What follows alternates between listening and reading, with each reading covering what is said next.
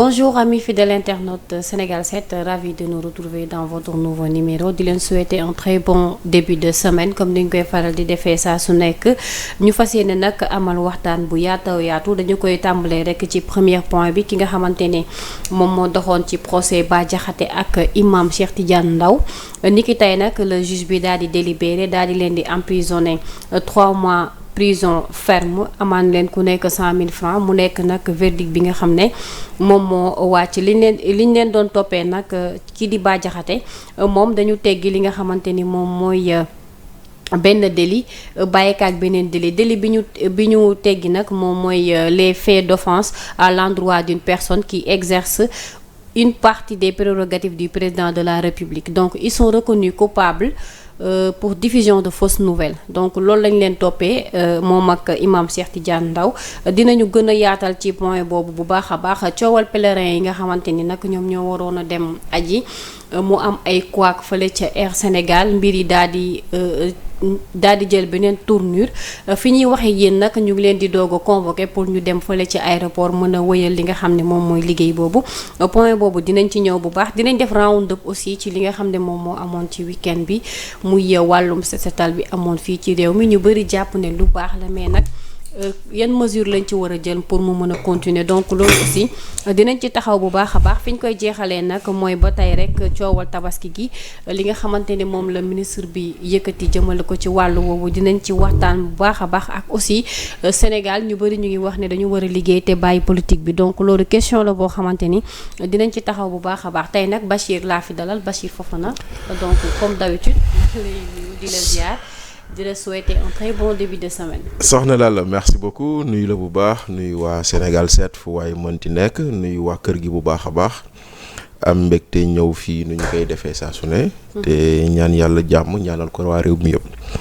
di ñaani tamit lépp lu ñu fi waxtaanee mu doon loo xam ne nit ñi dinañ ko rafetlu te lépp lu ñu si rafetluwul ñu jéggalu leen si ñaanalaat la jàmm félicité la si lu ngay def. ndaxte gis nañ de temps en temps ñuy seetaan yenn plateau yuy xaw a xoromu sax yu fi am et c'est très bien en tout cas bravo à Sénégal 7 parce merci que beaucoup. Sénégal 7 mu ngi ci tànk yu rafet daal. merci beaucoup Bachir donc fi ñu koy tàmbalee comme ni ma ko énuméré verdict bi wadd na de. ci diggante Bah Diakhaté ak imam Cheikh Tidiane Ndao. waaw ils sont relaxés pour les faits d'offense à l'endroit d'une personne qui exerce une partie des prérogatives du président de la République mais sont reconnus coupables pour diffusion de fausses nouvelles.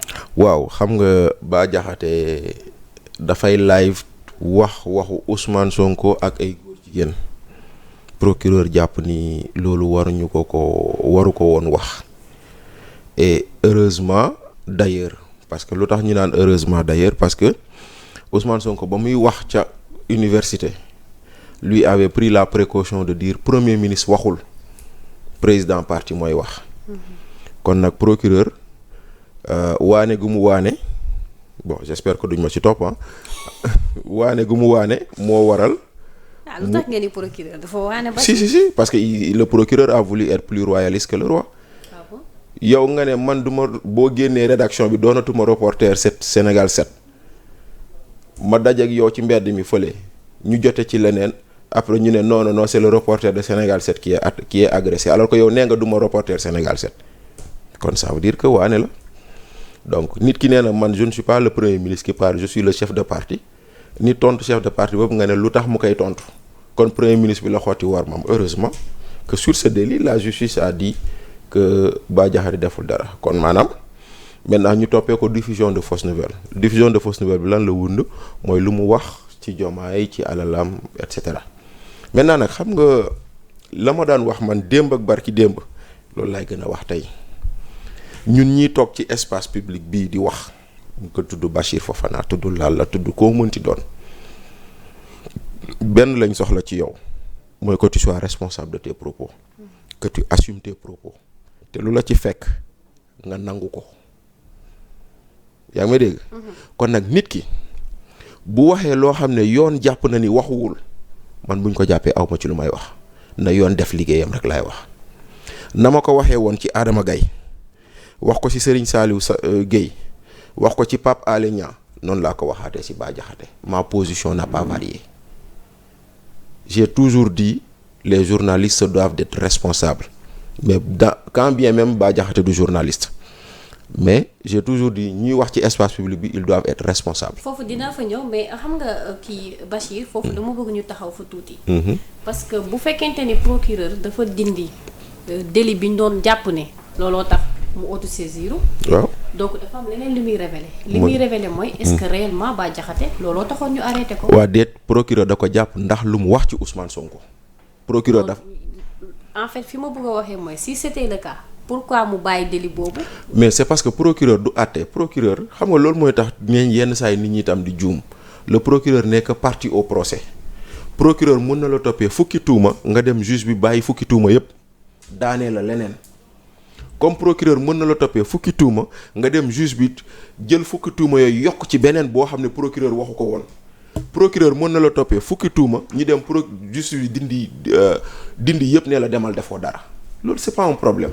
procureur moom lu mu jàpp ni mooy délit boo def rek loolu la lay toppee mais maintenant bu ñu ñëwee tribunal moo tax ñu naan la le PV de police ne sert qu'à titre de renseignement le réquisitoire du procureur ne sert qu'à titre de renseignement luy dugal nit wala luy génne nit mooy lu mu wax à la barre procureur jàpp na ni parce que moom ci procureur ba muy wax ñu fekkee procès bi da ngay dégg procureur nee na kenn mënul dindi mbubb premier ministre ci Ousmane Sonko.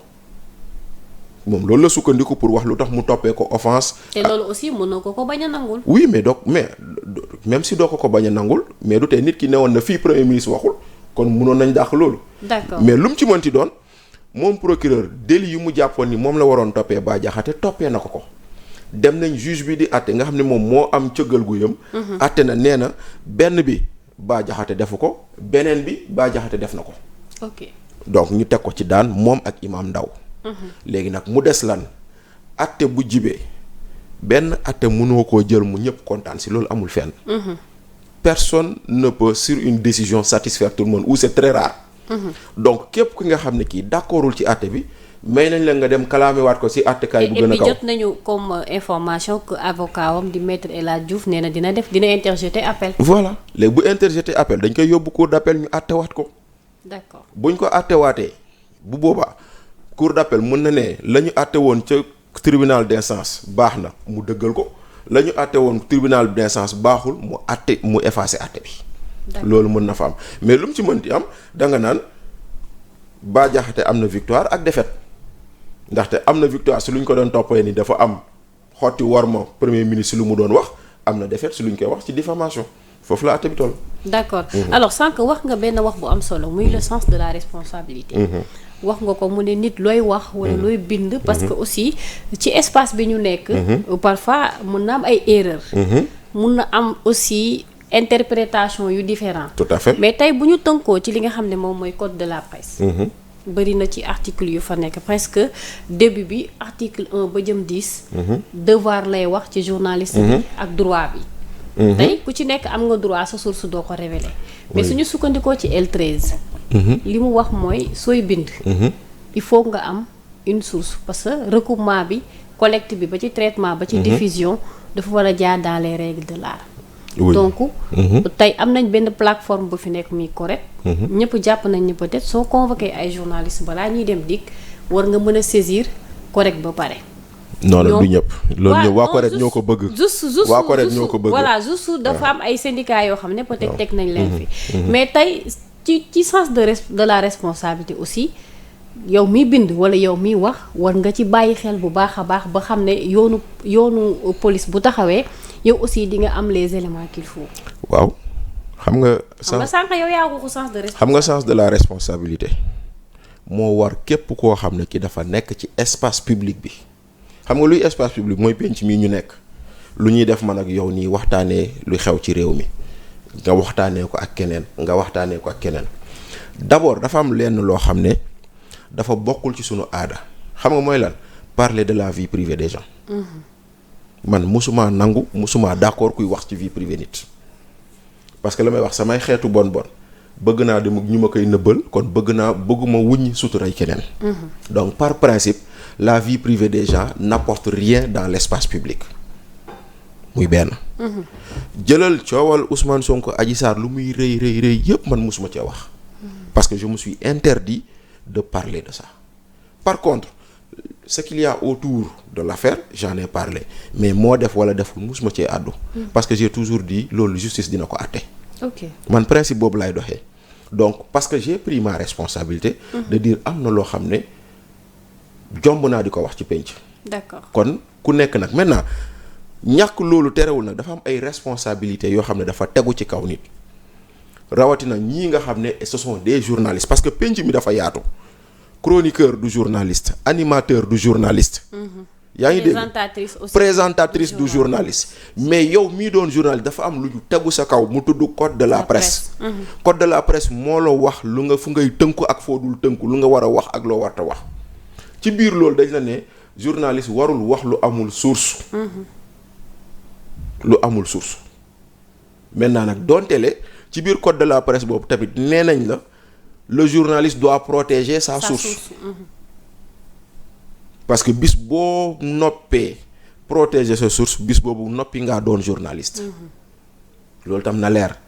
journaliste day wax loo xam ne dafa war a am source waaye tey ji bu ñu newoon tey jii di kër gi sàcc nañ fi 100 millions ma ne sàcc nañ fi 100 millions ñu woo ma ñu ne ma ku la ko wax du ma mës a ne diw ma ko wax donc loolu aussi na leer.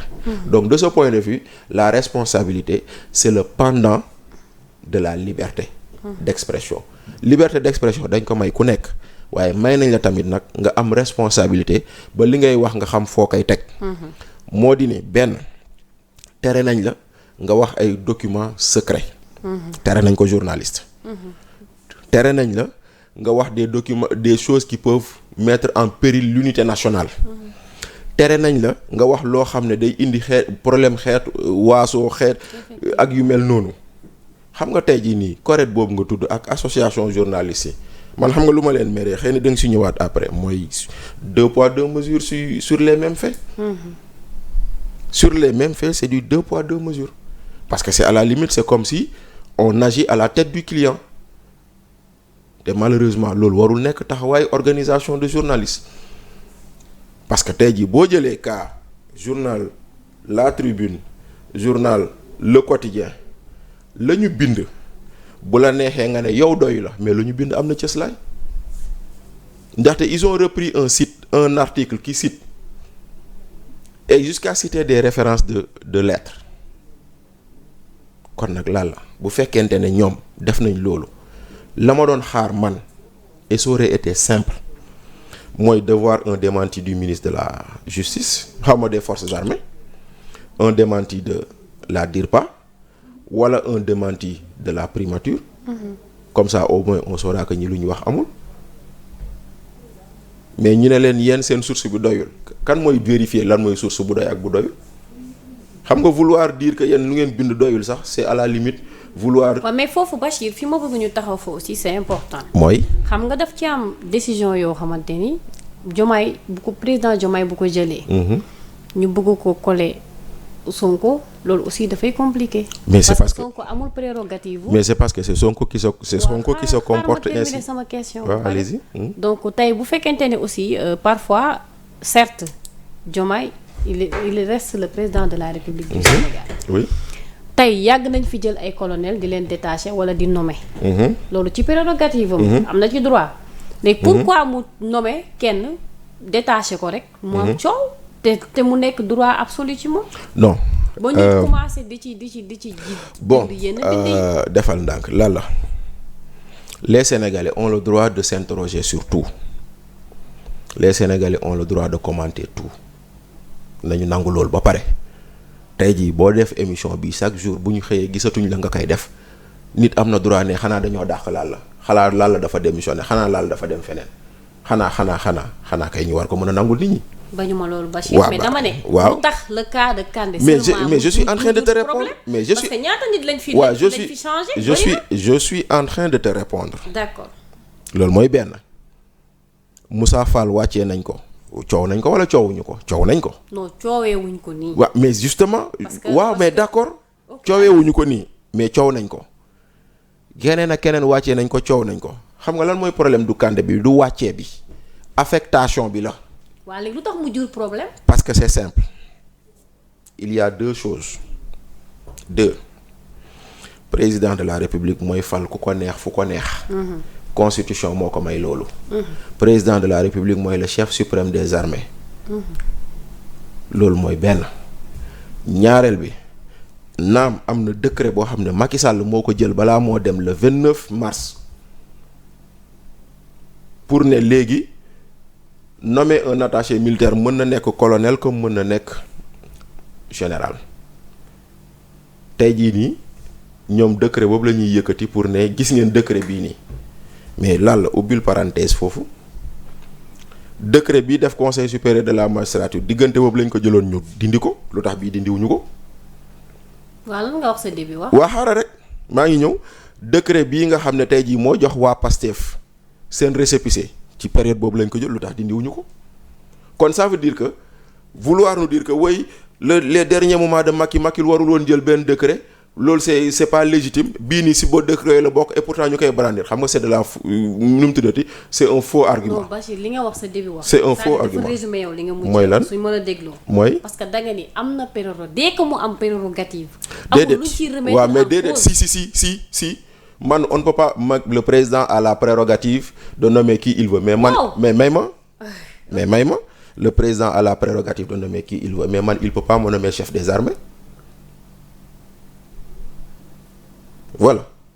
parce que non xoolal parce que c'est simple la prérogative elle est encadrée le président peut nommer qui il veut chef des armées sauf Bachir Fofana parce que Bachir nekkul armée pour être chef des armées il faut être un officier supérieur. waaw loolu du xam na ko. waaw déet xaaral rek xam nga mooy benn léegi tey jii nii le président de la République a la prérogative de prendre le gouverneur de Dakar nga xam ne c'est un administrateur civil pour le nommer adjoint au préfet mais est-ce que daf ko war a def. waaw du moom mooy nommer à sa guise. déedéet mais mooy loolu mais c'est-à-dire que la nomination. là je vous comprends pas. mais non c'est parce que si tu as un esprit partisan tu peux pas me comprendre. non Bachir il faut pas ngay si tu as un esprit partisan cadre esprit partisan non si tu as un esprit non je suis désolé moi aussi non je suis désolé foofu mën a bàyyi nga continuer parce que il faut pas ngay indi terme ay partisans. ça je suis désolé. du ma ko tolérer. waaw léegi xoolal. non Bachir balaa ñuy avancer foofu. là loolu du ma ko accepter kenn laisse-moi continuer bëgguma ko ma accès de partisanerie. ça moom je suis désolé. waaw non il faut retirer ces propos là. non la façon de poser les questions. non Bachir je suis pas d'accord. non je suis désolé. la façon de poser les questions. moo tax may la. loolu sa appréciation la su ma neexee ma bañ la ko nangu. xam nga si laa wax xam nga si c'est du français aussi c'est un conditionnel. waxoo si da nga ne.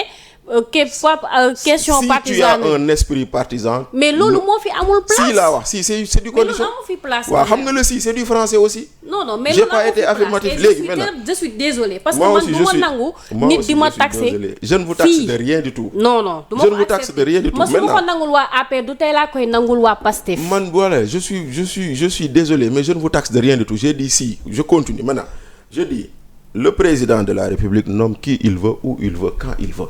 Il n'y a pas de problème. Le président de la République nomme aux emplois civils et militaires.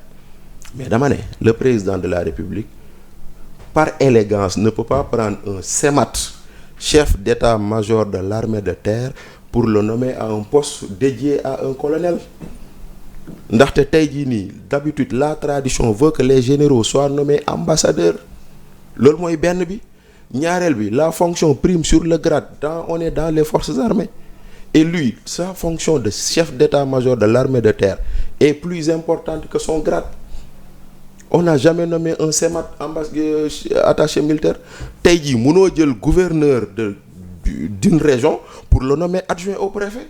donte le adjoint au préfet ak gouverneur ñoo bokk rang même kii lañ. donc foofu la mbir mi nekk. donc le problème c'est de dire le président peut le faire, il a le droit de le faire.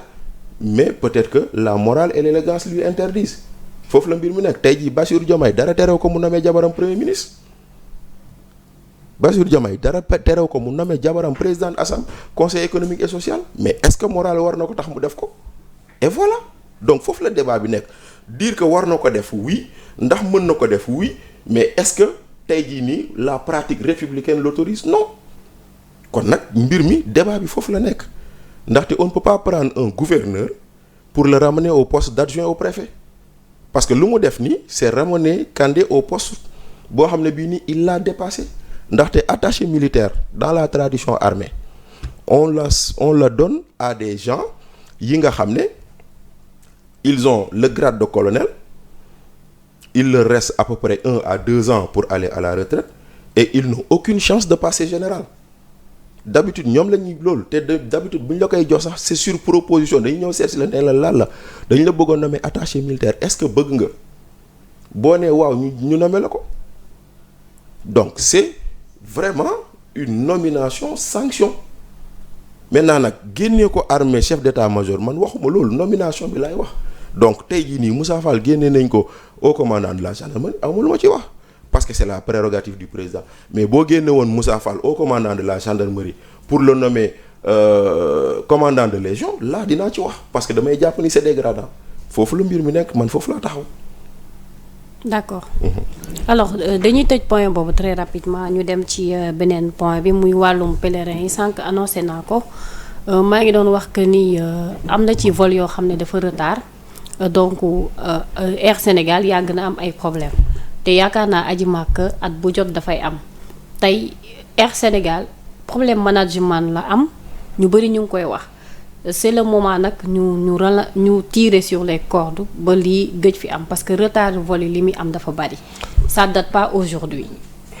waaw lan la li nga xam ne at bu jot day am li nga xam ne at bu jot xam nga ban période lay am war nga ko mën a waajal si nu mu gën a gaawee nu mu gën a baaxee loolu moom nañ ko nit ñi xam te retard bi donte le ministre El Malick Ndiaye nee na ñaari vol yu mujj yi moo retard yu njëkk yi dem na normalement terewul benn retard warul am benn retard warul am maintenant comment arriver à une situation de ne pas avoir de retard pour man c'est simple Sénégal nag on veut aider une compagnie qui a des difficultés c'est ça le problème en réalité parce que Air Sénégal mooy compagnie boo xam ne amuli avion yu doy Air Sénégal dafa bëgg a dem louer ay avions pour ñëw mën a transporter ces pèlerins. D'accord. léegi nag bu fekkente ne yow ka ngay louer c'est ka ngay dem louer moom tam da koy utiliser pour leneen bu boobaa yow da ngay xaar voilà tout le problème maintenant leneen lu ñu indil problème c'est peut-être parce que on n'a pas permis à des compagnies autres que Air Sénégal ñu transporter ay pèlerins parce que état du Sénégal moo bëgg a dimbale Air Sénégal mais tey jii état du Sénégal moo bëgg a dimbale Air Sénégal ba lor pèlerins sénégalais yi. Okay. Voilà ce qui se passe donc il nous faut arriver à une situation où à la prochaine autant war nañ mën a jàppale Air Sénégal et c'est tout à fait normal et c'est tout à fait naturel et légitime.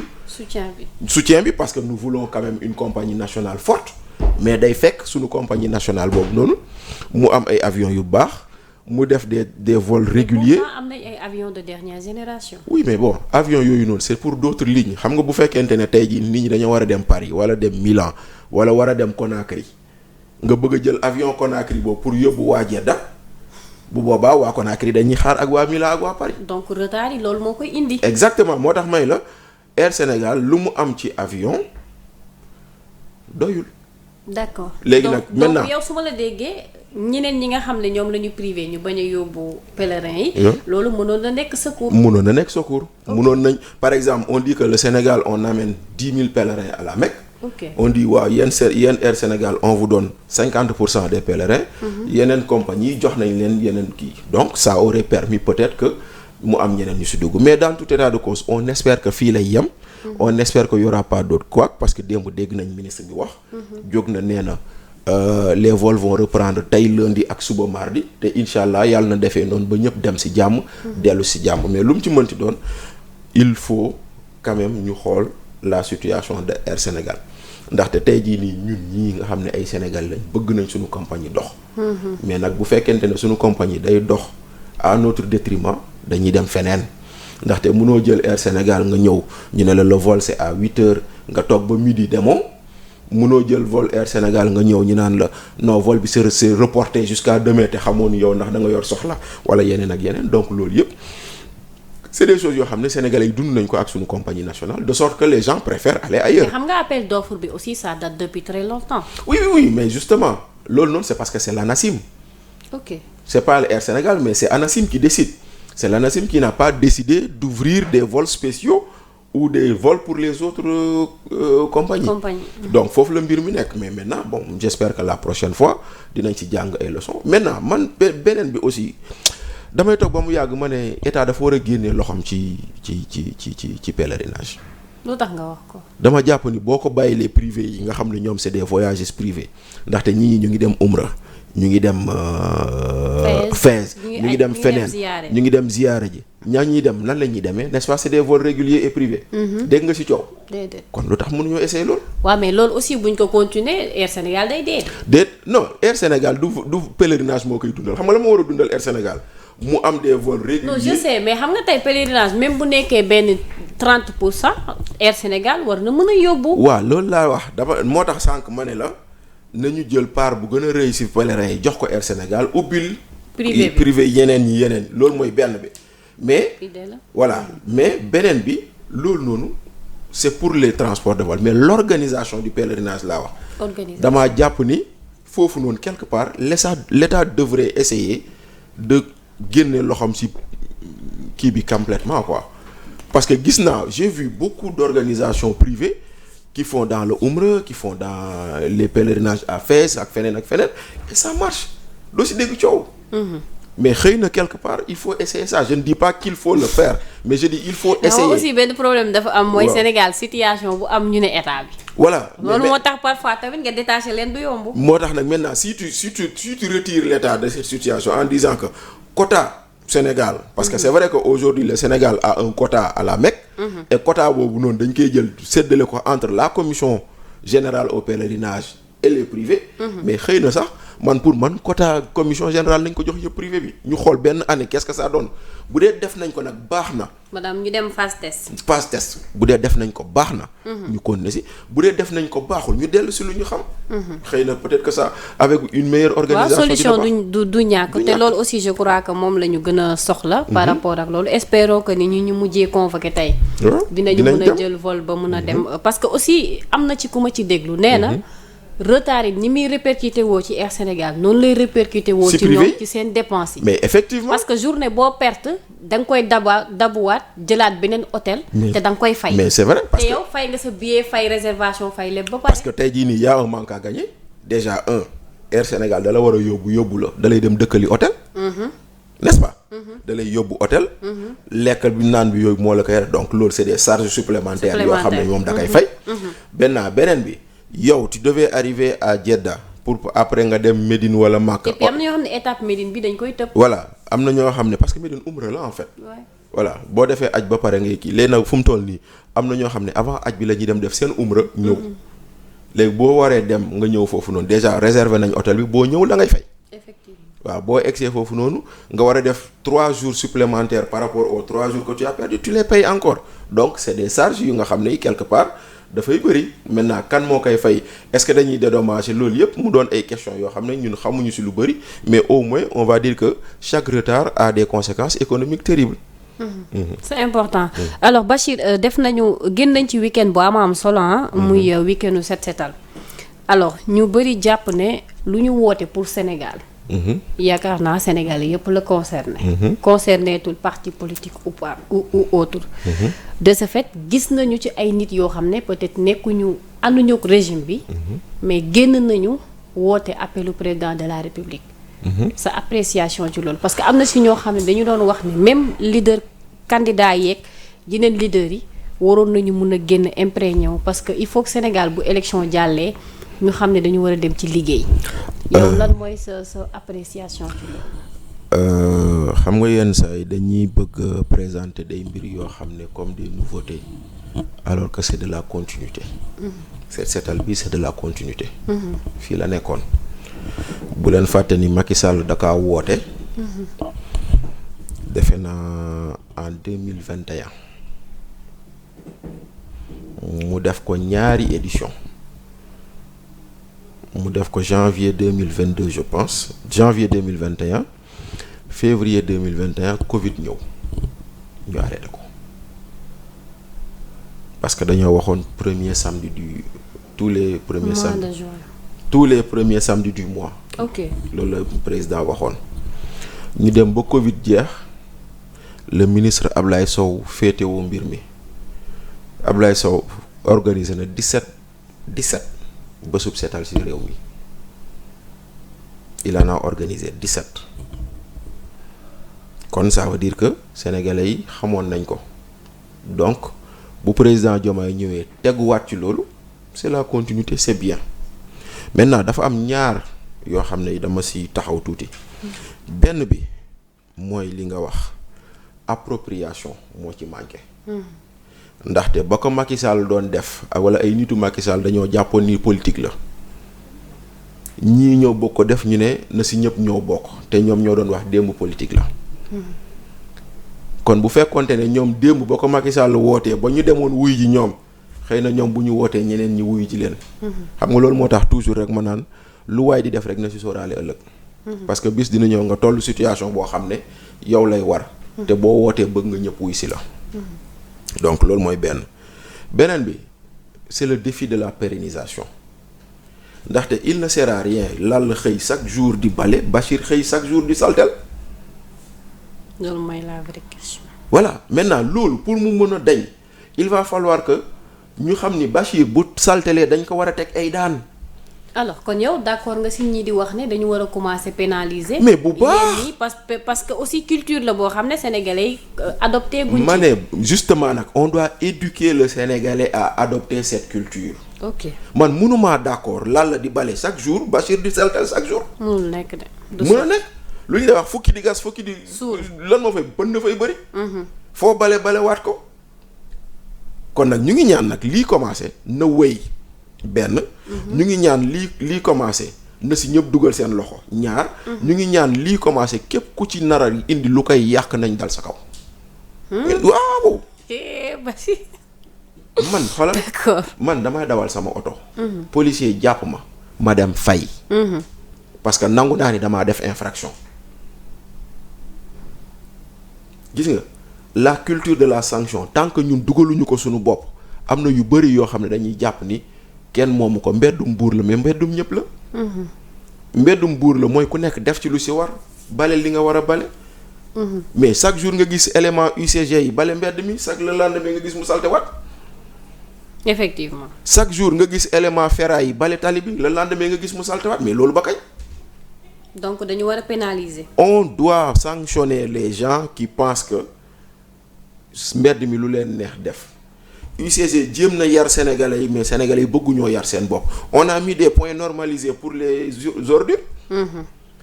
mais xëy na peut-être li ñu amagul culture bee tax. mais justement mais nga war a xëy rek dox 7 mètres wala 10 mètres wala même 100 mètres wala même 200 mètres pour dem jël sa mbalit teg ko ci point bi sax tayal nga ko def. parce que dañu see war a yar. effectivement te yar boobu noonu ñu ngi siy xaar. sunu autorités yi ñu am ci taxawaay bi war ndaxte effectivement on a besoin d'un Sénégal propre. gis nga Sénégal propre sunu vitrine la tey jii nii demal Rwanda lu ñuy njëkk a wax dëkk bu set la. loolu ngay njëkk a dégg ci Rwanda. Maroc pareil. mais ñooñ lan lañ ñu gënuñu ñu peuple gënuñu dara. kon nag war nañoo mën a ñun hisser wu à ce niveau parce que le développement l'émergence. c'est un problème de conscience et de mentalité d'abord.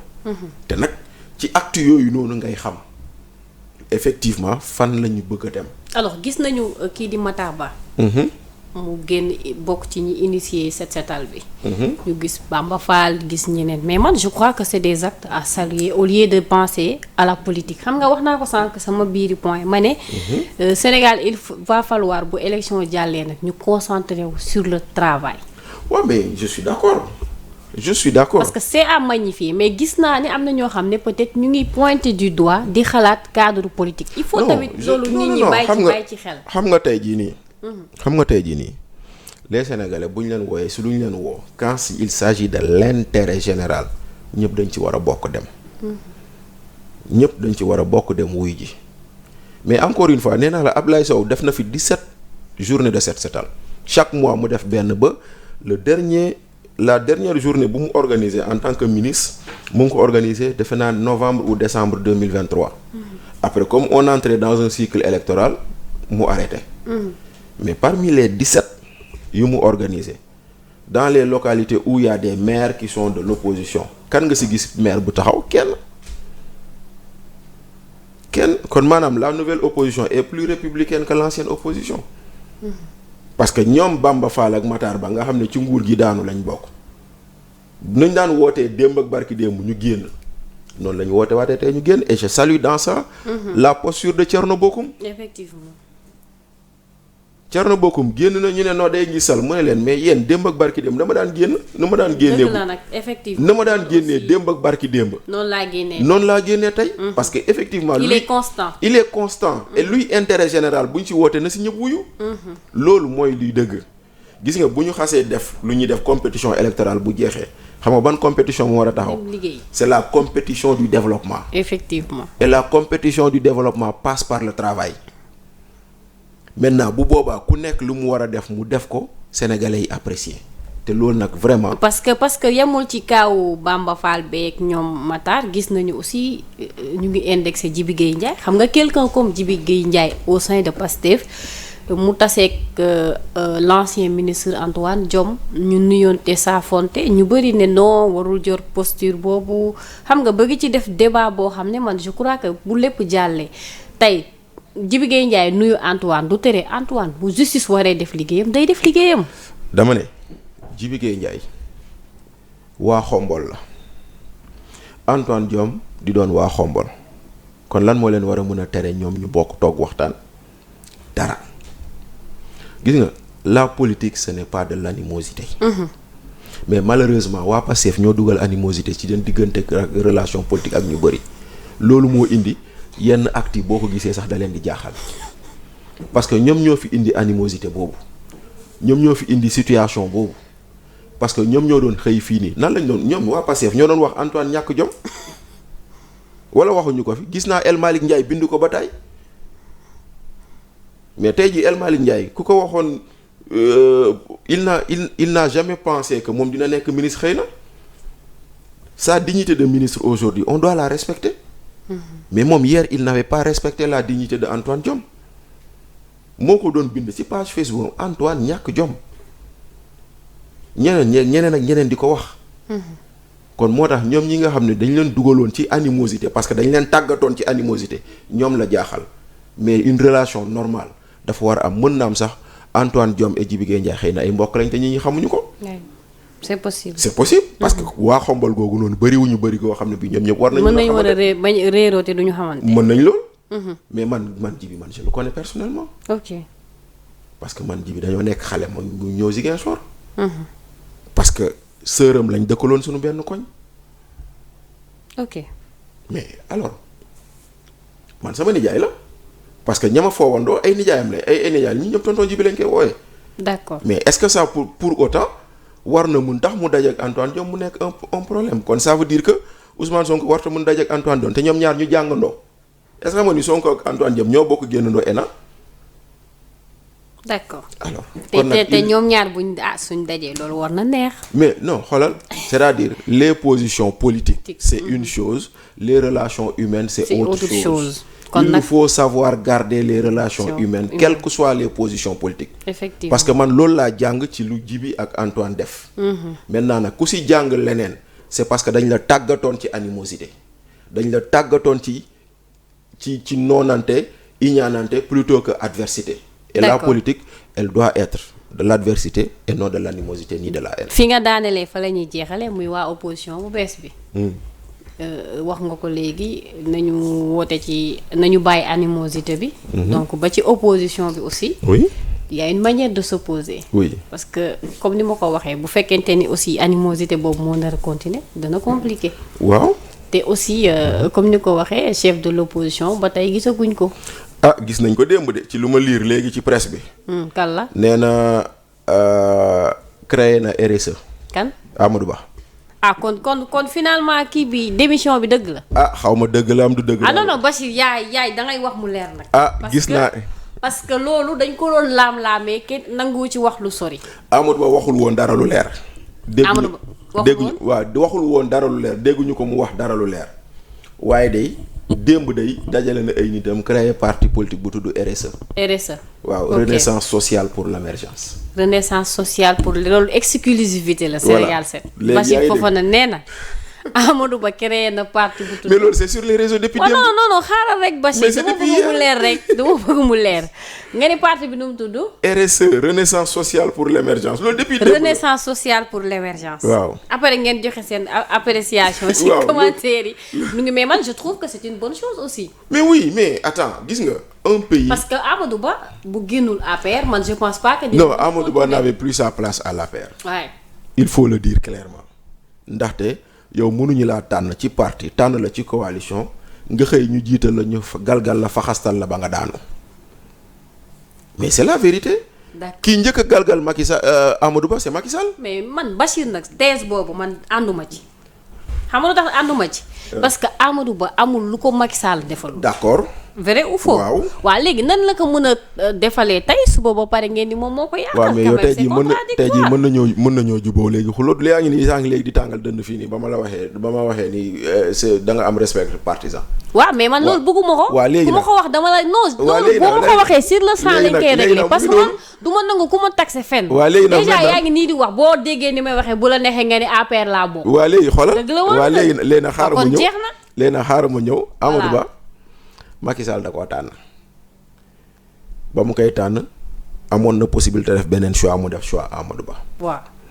mu ñëw mu am ñaar yoo si njëkk a jël waa Benno ak waa APR ñoo ko ne tànnal ñu candidat mu tànn leen candidat ñi dem ba ci biir lan moo xew mais dem nañ ba ci biir yow boo xoolee ñu ne campagne électorale commencé na lan la. campagne bi 15 jours lay durer. première semaine campagne koo gis mu campagnal Amadou Ba kenn da ngaa toog ba mercredi jot Macky Sall mu ne yeewi naa leen dem leen campagne yi si la ñëpp jógee dem campagne. c'est des faits. muy benn. Macky Sall yaa am sa candidat yaa ko tànn mais tu bats pas campagne pour lui foo gis ban manifestation publique nga dégg ni Macky Sall to ànd na fa ak Amadou Ba. waaw mais mën naa tamit liggéey bi ci suuf la bàyyil ma muy benn liggéey bu suuf bu mu def bu ñëpp gis mooy dem waxtaan ak ñoom Ousmane Sonko kër ki génn. ah oui liggéey bu suuf boobu la def. Macky Sall a envoyé des émissaires à Sonko quand il était en prison ils ont discuté ils ont dealé ils sont sortis. yow Macky dina la toppee diffamation mais na ma topp. na ma topp. yaa ngi wax rek. na ma topp celui qui menait les négociations c'est Ousmane Yara yow xam nga ko. ah déet man kay xaw ma. bu la neexee nga ne xam nga ko xam naa Ousmane mais. Ousmane Yara a mené les négociations. ah bon oui. Ousmane Yara da lay pot. na ñëw. d'accord na ñëw Ousmane Yara a mené les négociations ñii balaa ñuy génn kaso yére yi ñu sol sax kaso lañ leen ko yónnee kon nag soxna si nañ bàyyi noonu. d'accord maintenant Macky Sall a été l'artisan de la défaite de Amadou Ba. yow loolu nga jàpp moo am. ok maintenant bu loolu jàllee mais Ousmane Sonko le jour du vote il a pris un avion où pour dem voter Ziguinchor. ah xanaa dëkkul ci dëkk bi. fan la mën a jël avion militaire te nekkagoo chef d'état nekkagoo dara. aéroport militaire soxna si bàyyi leen li ngeen wax waaye. mais Bachir yow mii man mënumaa dugg aéroport militaire mënumaa dugg aéroport militaire mënumaa dugg aéroport militaire te amoo autorisation chef des armées nañ waxante dëgg aéroport militaire la déparé dem voter ji dellu si. aéroport militaire ban. bu Yoff bi Léopold Sédar Senghor. waaw mais il n'est pas n'importe qui. il ah était oui le chef de l'opposition. ah déet mais ça confirme que le deal a existé. non sinon man confirmé wu mais c'est la preuve que moo nekkoon le chef de l'opposition. je n'ai pas dit le contraire mais c'est la preuve que le deal existe mais quand il voyageait avant n'est-ce pas il prenait buñ lay woo duñ ma woo. ma ne n'est-ce pas il prenait les vols réguliers à Diass mu dem lu tax bi yoon mu dem aéroport bi. ah xëy na dañu xam ne problème timing la rek. waaw léegi nag mu ngi noonu c'est-à-dire que Macky Sall a été l'artisan de la défaite de Amadou Ba.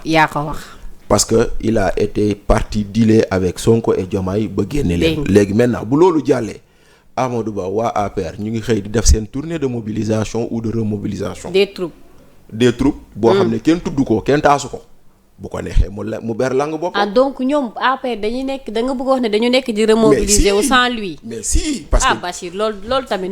mais ku la wax ni moom woowuñu ko yooyu noonu. mais c'est-à-dire daal gis naa ni daal Amadou Mame Diop président assemblée nationale. waaw dem na fi Kédougou dem na fi Dakar au nom de l'APR dem na gis nañ fii ni Mansour Faye dem na. gis nañ Diouf Sarr jóg na gis nañ keneen ak keneen mais ana Amadou kenn gisu ko. waaw d'accord. xëy na les jours à venir dina leer. xam nga moo tax may la man je reste sur des constats. maintenant à partir de ces constats et à partir de ce qui s'est passé durant la présidentielle da ngay xam ni Amadou Ba n'avait plus sa place dans l'APR. D'accord. Maintenant il a créé un parti politique qui s'appelle RSE. Maintenant comment il va se comporter dans l'opposition moo xam l'essentiel moo di ni la démocratie sénégalaise veut d'une opposition forte. Et une opposition forte mais pas une opposition destructrice comme bu fi amoon nga xam ne dañ fiy nekk di tas di saaga di xës di xaste ndegam Ousmane Sonko moo ne nañ ko bàyyi te moom moo ko doon def nañ ko bàyyi ndaxte bu loolu mooy lu dëkk bii nii les gens doivent s'opposer sainement les gens doivent s'opposer avec des arguments mais pas ak xaste pas ak saaga pas ak wuññi sutura jàmbur man nee naa la mosuma d'accord ku wax ci vie privée nit donc loolu noonu dafa war a continuer maintenant moom nan lay taxawee lan mooy doon taxawaayam on verra mais lu mu ci mënti doon le pays a besoin d'une opposition. D'accord. Parce que pour l'instant loo ci gis journalistes lañ naan yéenay opposition pouvoir bi n'est-ce pas loolu ngay dégg mais les journalistes ne sont pas des opposants les journalistes ne sont que là à rappeler à ce pouvoir lu ñu waxoon démb amul kenn ko opposé wu mais yéen a ñu waxoon lii gisuñu ko loolu rek lañ leen nekk di wax et ça c'est pas s'opposer maintenant nag ñii ñëw nag opposition bi nag. ñoom xëy na ils sont dans leur délai de grâce c'est leur droit aussi certainement mais bon on verra. D'accord merci beaucoup Bachirou waxtu bi tënk nañu. comme d'habitude. Voilà donc merci beaucoup amoon naa un plaisir dalal la. waaw di la wax ne kër gi sa kër la saa su nekk rek. waaw mais toi aussi merci beaucoup et puis bon désolé si ça t'a froissé lu ma waxuma ko parce que truc mais bon c'est juste par réflexe que j'ai dit ça parce que. Je ne dis pas que tu es ceci ou cela man xamaluma la dara te bu ma la ko xamaloon it tu en as le droit man li may wax toujours chacun a le droit de dire lu ko neex de far fu ko neex man je ne reproche à personne d'avoir un truc partisan loolu mun moo ko bañal kenn et peut-être voilà des fois aussi la nature de l'émission fait que pour apporter la contradiction nit ki il faut mu am nu mu taxawee. Effectivement. Voilà donc loolu moom c'est tout à fait normal mais xamal ni yow moom suma jigéen nga. non y a pas de souci. Voilà suma jigéen nga. et c'est bon aussi par exemple pour ceux qui nous regardent de comprendre cela quoi parce que c'est la nature de l'émission qui demande ça. Effectivement. Et parce que on n'invite pas quelqu'un pour mu ñëw wax lu ko neex. Effectivement. On invite quelqu'un pour que bu ñëwee des fois qu'on lui apporte la contradiction c'est tout à fait normal. Et en tout cas en espérant que luñ fi jot a wax yëpp mu doon loo xam ne lu nit ñi nangu lu nit ñi rafetlu la. Et au cas où certains l'auraient pas apprécié ñu ngi leen siy jéggalu aussi. Y a pas de souci. Et on vous donne rendez-vous peut-être. À très bientôt. À très bientôt. jaajëf merci beaucoup Bachir Fofana amoon naa un réel plaisir dalal la nii lay demee saa su nekk mention spéciale à l'équipe technique tuuti Ismaïla maa ngi leen di jaajëfal bu baax a baax waa diaspora bi maa ngi leen di nuyu Madi Dabo depuis Italie Moustapha Mame Saliou jaajëfal naa leen yéen ñëpp di leen jox rendez-vous à très bientôt jërë ngeen jëf.